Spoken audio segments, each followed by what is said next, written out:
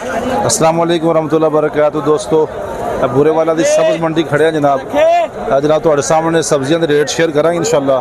अज date हैगी है 31/7/2025 जनाब। ए देखो भिंडियाँ सेल हो रही है 100 रुपये किलो। है जनाब नाल ही तोरी पई है, तोरी सेल हो रही है जनाब 150 रुपये किलो। कद्दू शरीफ भी 150 रुपये किलो सेल हो रहा जी। बैंगन पिया जनाब तकरीबन 120 तक सेल हो रहा जी। बेहतरीन बैंगन है जी।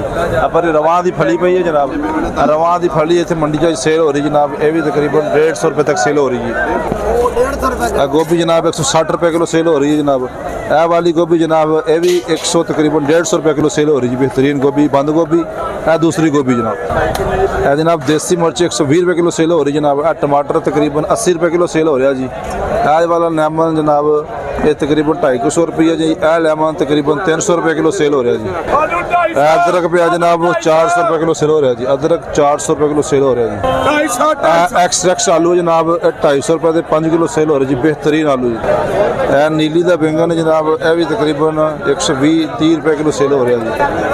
देसी करेला पिया जनाब 150 रुपये किलो सेल हो रहा है जनाब। मंडी जो गाजर भी आ गई है 150 रुपये किलो सेल हो रही है गाजर जी। 150 रुपये किलो जनाब। अरबी है ये तकरीबन 80 रुपये किलो सेल हो रही जी। बेहतरीन 80 रुपये किलो। वाइट लहसन है जनाब 350 रुपये किलो सेल हो रहा जी। टिंडा सेल हो रहा जनाब 100 रुपये किलो। टिंडा 100 रुपये किलो। नवा आलू पिया जनाब 600 रुपये का 5 किलो सेल हो रहा जी। 120 रुपये किलो सेल हो रहा है। यह वाला टमाटर जनाब 70 रुपये किलो सेल हो रहा जी। बेहतरीन टमाटर है जी। 70 रुपये किलो सेल हो रहा जी। अचारी आम अपने आखिरी मराहल जो चल रहा जी।